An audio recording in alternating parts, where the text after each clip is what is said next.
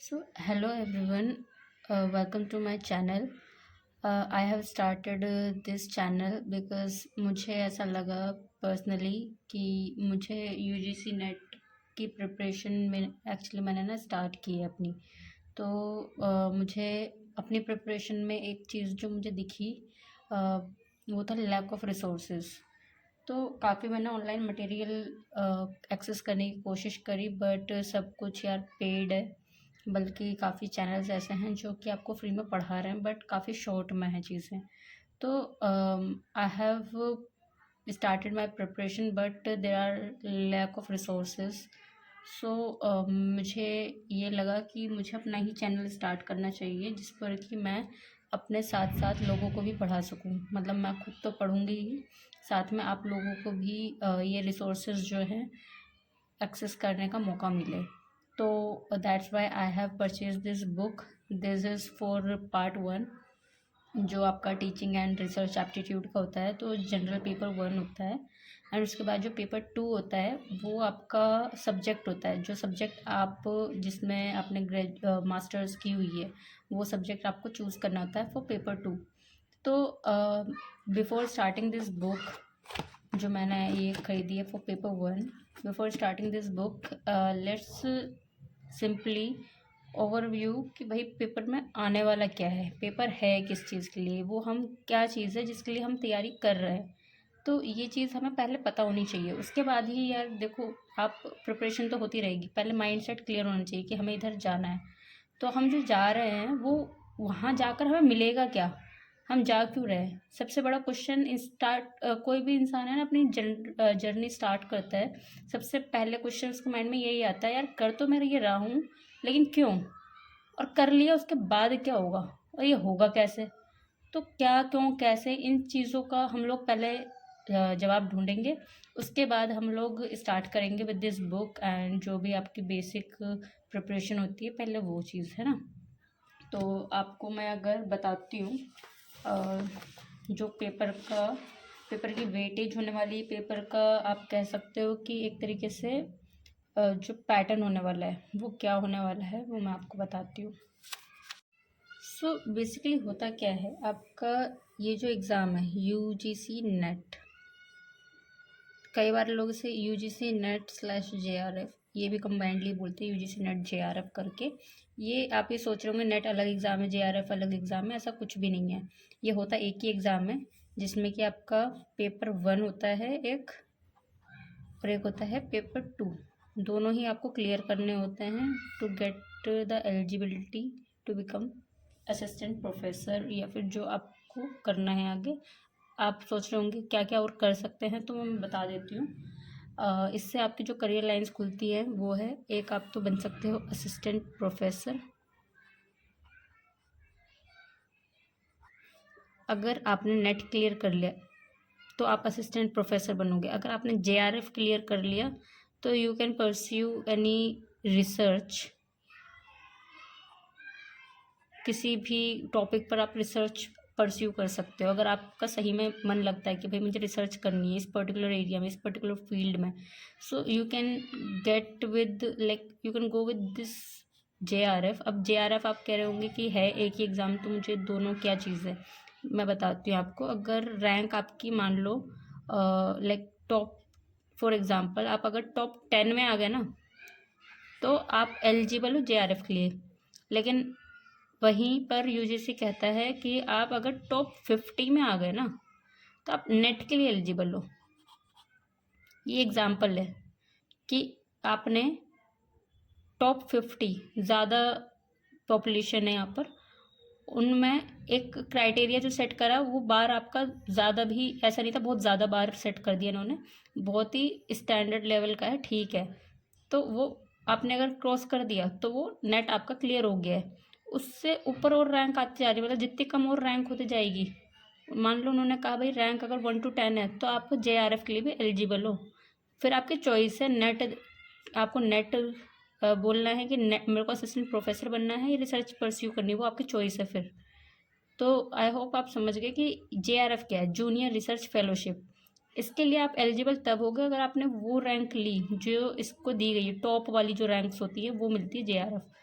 मान लो रैंक अगर आपको नहीं समझ में आ रही तो लेट्स सी मार्क्स से समझाते हैं। मान लो 100 मार्क्स का पेपर है, ठीक है। अब जो ये यूजीसी है, इन्होंने सेट कर दिया कि भाई आपके अगर 60 अबव आते हैं तो आप नेट आपका बल्ले बल्ले, ठीक है। लेकिन अगर आपके भाई 90 अबव हो गए तो भाई आपको तो रिसर्च के लिए भी गवर्नमेंट फंडिंग देगी, आप रिसर्च भी परस्यू कर लेना। तो अब ये आपकी मर्जी है, आपको ये पता है 60 अबव तो मैं 91 अगर मेरा आ गए तो मेरा तो 60 अबव वाला क्राइटेरिया भी पूरा हो रहा है, मेरा ये भी हो रहा है। अब मैं दोनों ले सकता हूँ क्या? नहीं, आपको अब चूज़ करना है। मेरे को अगर रिसर्च में इंटरेस्ट है तो मैं JRF लूँगी, नहीं है तो मैं क्यों लूँ बेफालतू में, मुझे रिसर्च करनी नहीं, मेरा मत्था दर्द होता है भाई, मैं नेट लूँगी, समझ गए। तो ऐसे ही आपको ये जो है यूजीसी नेट JRF होता एक ही एग्ज़ाम है, बस यहाँ पर मार्क्स वाला ये जो गेम है वो है और कुछ नहीं है। रैंकिंग आपको टॉप लानी है अगर आपको JRF लेना है, रिसर्च परस्यू करनी है, ओके। सो ये तो हो गया अबाउट द एग्ज़ाम। लेकिन ये एग्ज़ाम का बस नाम अभी डिफाइन किया है मैंने। आप ये देखो कि इसमें जो पेपर 1 पेपर 2, आपको ऐसा लग रहा होगा यार JEE होते हैं exam, engineering exam, medical exam, इनमें 2 बार पेपर होते हैं, ऐसा होगा क्या? नहीं, ये होता एक ही बार है। मतलब एक वन गो में आपके इन वन गो आपके दोनों एग्ज़ाम हो जाएंगे, समझ रहे हो। लाइक मैं बताती हूँ आपको होता क्या है। ये जो पेपर 1 है आपका, पेपर 1 इसमें होता है आपके 50 क्वेश्चंस, ओके। एंड ये जो पेपर 2 होता है आपका, सॉरी, ये जो पेपर 2 होता है आपका, इसमें आपके होते हैं 100 क्वेश्चंस, ओके। सो ये जो 50 क्वेश्चंस होते हैं ये 2 मार्क्स ईच होते हैं, तो 2 मार्क्स ईच, तो टोटल कितने हो गए? 100 मार्क्स का पेपर हो गए, ये पेपर 1, और ये 1 मार्क ईच होता है, सॉरी ये भी 2 मार्क्स ही होते हैं। ये कितने का हो गया? 200 मार्क्स का टोटल, ठीक है। अब यहाँ पर आपको इनके लिए 300 मार्क्स लाने के लिए, यानी total number of question 150 questions पूरे करने के लिए टाइम जो गिवन होता है वो होता है 180 मिनट्स, 3 आवर्स, मतलब यानी 3 घंटों का टाइम आपको मिलता है। 180 मिनट होते हैं, 150 क्वेश्चन करने हैं। उन 180 क्वेश्चन में अगर आपने 150 क्वेश्चन कर दिए तो आपका क्लियर तब होगा, ऐसे में सोचो कर दिया तो क्लियर हो गया, सही करना है। नेगेटिव मार्किंग, अच्छा इसमें एक फ़ायदा है, नो नेगेटिव मार्किंग, समझ रहे हो कि आपको नेगेटिव मार्किंग है ही नहीं। एंड इसमें एक और चीज़ है, ऐसा नहीं है अगर आपने अब की बार अटेम्प्ट दिया और आप क्लियर नहीं हो पाया तो आपको पूरा साल रुकना है, ऐसा भी नहीं है। ये 2 अटेम्प्ट्स होते हैं बल्कि in a year, okay, 2 attempts in a year है। एंड अभी आपका ये समझो मई मार्च चल रहा है ना, तो इसका मार्च में तो बल्कि रिजल्ट आना है इसका, फेब में भी एग्ज़ाम होके चुका है इसका, फेबररी 2023 में एग्ज़ाम इसका हो चुका। ये एग्ज़ाम आप ये समझो दिसंबर 2022 का जो एग्ज़ाम था डिले होते होते अब जाकर हुआ है, और अब अगला एग्ज़ाम इसका जून 2023 होना चाहिए। फिर से ये दिसंबर में आ जाएगा, दिसंबर 2023। तो ये जून दिसंबर चलता है, और दिसंबर वाला एक बार डिले हो गया था 2022 वाला, तो वो अब हुआ है जाकर एग्ज़ाम फरवरी में, और कोई बात नहीं है। लेकिन ऐसा नहीं है कि जून वालों का भी अब डिले होगा, ऐसा कुछ नहीं है। बल्कि अब आपको मार्च ख़त्म हो चुका, अप्रैल मई जून ये 3 महीने हैं, बल्कि मैं कर रही हूँ 3 महीने से भी बहुत कम टाइम है, 2 महीने आप मान के चलो, only 2 months are left for next attempt. But मुझे नहीं लगता कि इतने कम समय में कोई यार पेपर 1 और पेपर 2 कोई मजाक है क्या, दोनों चीज़ें पूरी करनी है, तो मुझे नहीं लगता इतने कम टाइम में मैं कर पाऊँगी। तो I will go for this month and I will attempt ये वाला पेपर दिसंबर 2023। तो मेरा फोकस रहेगा जो बच्चे इस वाले पेपर की तैयारी कर रहे हैं, इस वाले सेशन में अपीयर होना चाहते हैं, वो बच्चे अगर साथ में पढ़ना चाहते हैं and they are lacking of resources, तो वो लोग ज्वाइन कर सकते हैं, मेरे चैनल को सब्सक्राइब कर सकते हैं। मैं यहाँ पर रोज़ स्टडी की वीडियो डालने वाली हूँ जो मैं पढ़ूँगी साथ में, और मैं एक गोल बनाने वाली हूँ। और आपको बल्कि नेक्स्ट वीडियो एक और मैं डालूँगी जिसमें कि होगा कि बेसिक क्या होना चाहिए before starting any book, any material. आप ये नहीं सीधा जंप कर दो यार उस पर कि भाई पेपर ही प्रैक्टिस करने हैं, क्वेश्चन प्रैक्टिस करने हैं, सीधा जंप कर दोगे सिर्फ प्रैक्टिसिंग पर, ऐसा नहीं होता। कॉन्सेप्ट समझो पहले, जब कॉन्सेप्ट समझ जाओगे उसके बाद आप क्वेश्चन अटेम्प्ट करोगे ना, तो लगेगा यार ये तो बहुत ईजी हलवा था ये तो। लेकिन पहले ही क्वेश्चन कर लोगे, आपका कॉन्फिडेंस कम होता जाएगा, क्योंकि पहला क्वेश्चन आपका गलत, कॉन्सेप्ट आपने पढ़ा ही नहीं है, गलत तो होगा। पहला क्वेश्चन गलत, दूसरा क्वेश्चन गलत, आपको अभी चलो नहीं पता गलत है या सही है, जब आपने चेकिंग करी आपको पता चला यार ये भी गलत, ये भी गलत, ये तो मैंने तुक्का मारा था, ये भी गलत हो गया, आपका कॉन्फिडेंस पर नेक्स्ट पेपर में, नेक्स्ट अटेम्प्ट में और ज़्यादा कम हो जाएगा। तो वो जो कॉन्फिडेंस है ना, वो गिरना नहीं चाहिए।